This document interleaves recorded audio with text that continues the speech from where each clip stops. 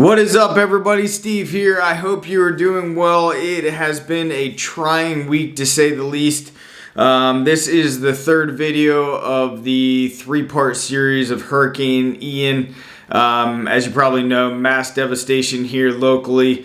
The barrier islands out here have been just decimated. Fort Myers Beach, Sanibel Island, St. James City, Captiva, North Captiva. A lot of these islands have just been... they're in really bad shape. A lot of houses have been leveled out as well. I do want to thank everybody for everybody's support on this channel. It's unbelievable the amount of remarks and emails and calls that are coming in. I apologize we can't get to everybody, but we are reading all of them and we really appreciate it. We appreciate everybody that's reached out and has asked how to help. If you guys want to help, in the description, you guys will find additional resources, links that you guys can research and donate on your own. Toward the end of the second video, I have the drop-off locations. These are just some in Southwest Florida. If you guys drive around, you probably find some more. But these are areas where you can drop off all sorts of resources and supplies for people. I mean, people need everything from clothing to personal hygiene items to food to water.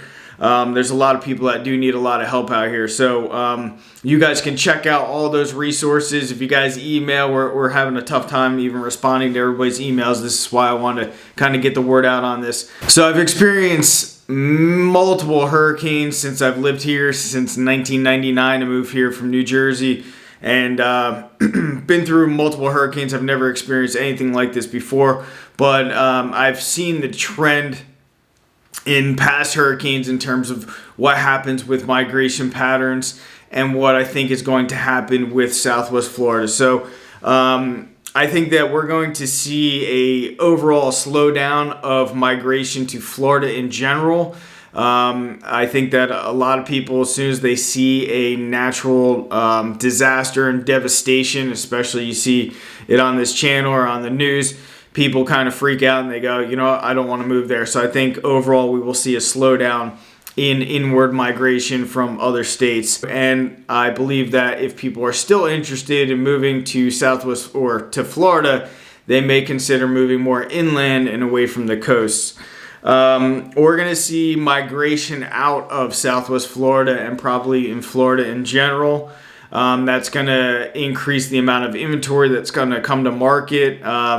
I think that a lot of people who experienced some of the worst and had some devastation on their properties, they do not want to rebuild. They do not want to go through this process. They are freaked out and they want to move out. So I think that people will start listing more and more properties on market, even if they were not even if their property was not affected or destroyed.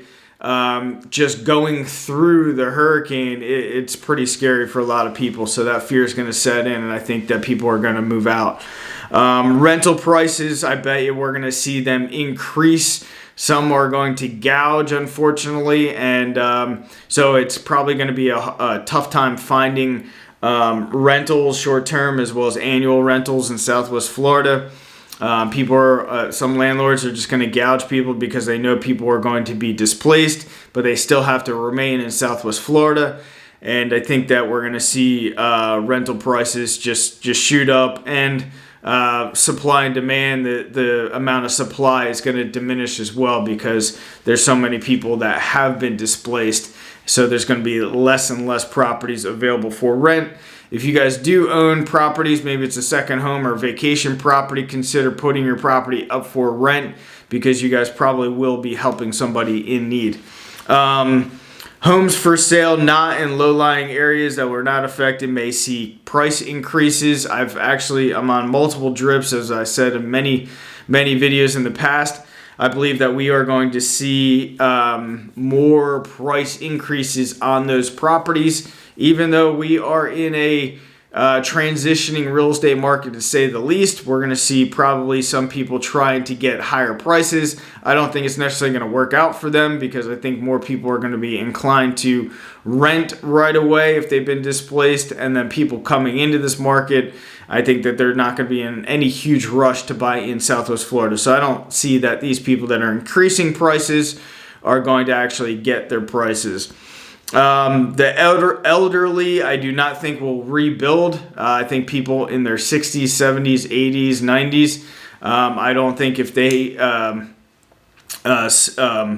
were a victim of severe damage to their property, I don't think that they're going to probably be interested in rebuilding. I think they'll probably go and move in with family members, maybe move out of the state.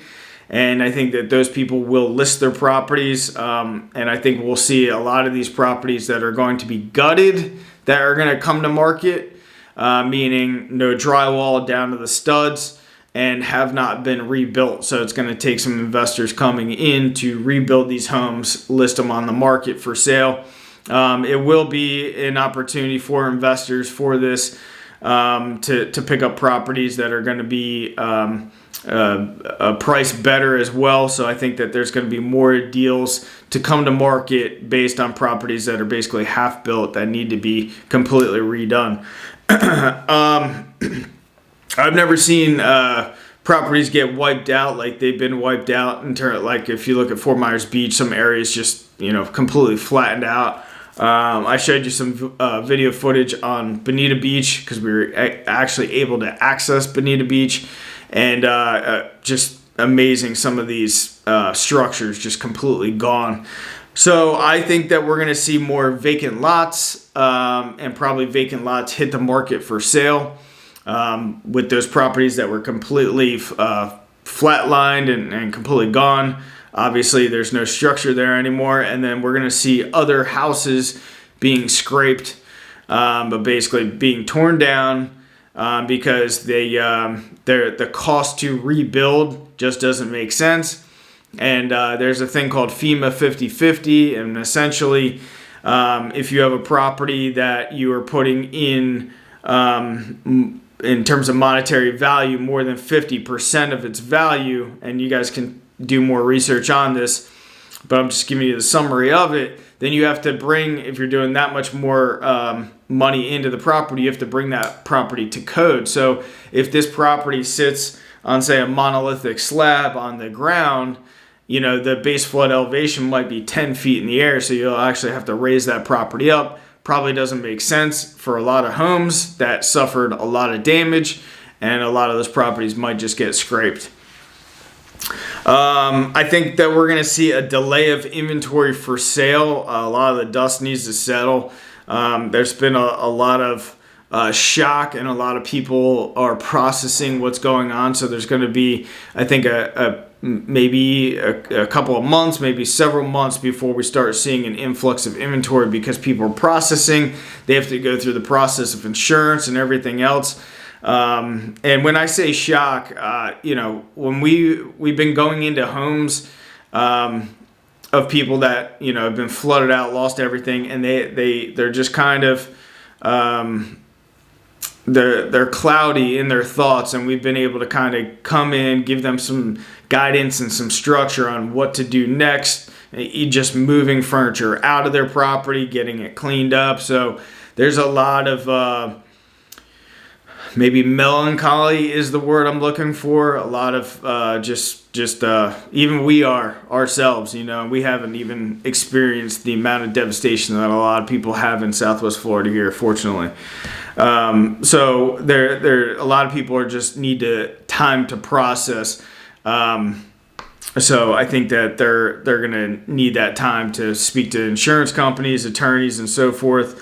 There's going to be a delay also in terms of claims. There's a lot of claims out right now, so time will tell. And Florida's insurance companies were weak as it is before this storm even hit. So I think that there's going to be, I'm sure DeSantis is going to jump in, maybe the federal government as well, in terms of what they're going to have to do to merge more companies together. I don't know if Citizens is going to take over a good portion of these claims. I don't know, but I don't think the insurance companies in Florida are too healthy because of the amount of lawsuits and everything that have been going on for years and years and years. Second home, vacation home. and the evacuated have to return back to assess damage. I'm getting calls daily from people who they're not in Florida and they have property out here, so they're calling us or asking us to check on them and everything else. And I apologize, we can't get to everything, but we've been to a good amount. And anyway, those people are setting up flights. I know a lot of people are coming in over the next 2 to 3 weeks, and they have to come in and they're going to assess things as well. Those people, they might list their properties. The second home, people that own second homes or vacation rental properties, they might just say, you know what, I'm out. I don't want to be in Southwest Florida anymore. So I think that there's going to be a delay of inventory coming to market as well because of that as well. And some will, after they get insurance claims, will actually relist or list their properties after they have basically rebuilt the properties. So they'll take the insurance money if they were fortunate enough to get a good claim and everything else, and get contractors, if they're fortunate enough to get good contractors, to come in a timely manner and get the property back up to par. Then some of those people may list their properties and try to get full retail value for their properties as well. I have in the description below on these 3 videos as many resources. We'll keep adding and altering as possible. Please share these videos as well, because the more people that are helping out, the more Southwest Florida can rebuild in a timely manner. And there's a lot of people are displaced. A lot of people need they need a lot right now. So anything that you guys can do to help us share these videos is greatly appreciated. And hopefully I can update you guys with some better news in the future when we start to rebuild Southwest Florida. Thanks for being here.